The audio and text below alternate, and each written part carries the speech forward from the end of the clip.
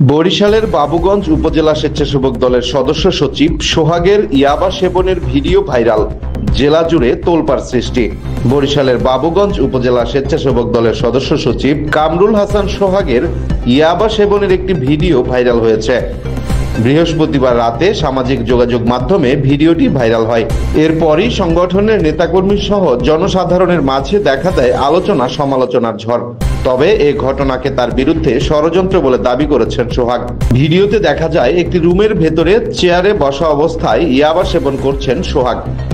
বিপরীতে থাকা আরেকজনও একইভাবে ইয়াবা সেবনে অংশ নিচ্ছেন। কামরুল হাসান সোহাগ বাবুগঞ্জ উপজেলার চাঁদপাশা ইউনিয়নের মান্নান আকনের ছেলে। শুধু ইয়াবা সেবনই নয়, কামরুল হাসান সোহাগের বিরুদ্ধে সন্ত্রাসী কর্মকাণ্ড, চাঁদাবাজি, রহমতপুর বাস কাউন্টার দখল, মাংস ব্যবসায়ীর কাছে চাঁদা দাবি, বরিশাল ঢাকা মহাসড়কের ক্যাপ্টেন মহিউদ্দিন জাহাঙ্গীর সেতুর পাশ থেকে বরিশাল জেলা আওয়ামী লীগের সভাপতি আবুল হাসনাত আবদুল্লার প্রায় 1 লাখ ইট লুটপাট করা সহ বিভিন্ন অভিযোগ রয়েছে। এক ঠিকাদারের বিটুমিন ছিনতাইয়ের অভিযোগও রয়েছে তার বিরুদ্ধে।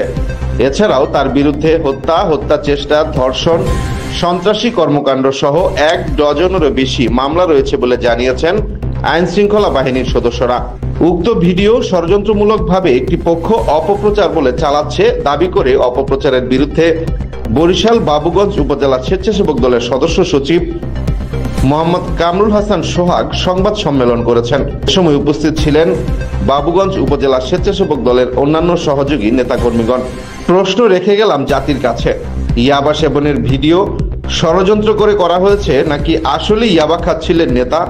কমেন্ট করে জানিয়ে দেবেন। ধন্যবাদ। এতক্ষণ দৈনিক যায় যায় বেলার সাথে থাকার জন্য আপনাকে ধন্যবাদ। লাইক, শেয়ার ও ফলো দিয়ে আমাদের সাথেই থাকুন।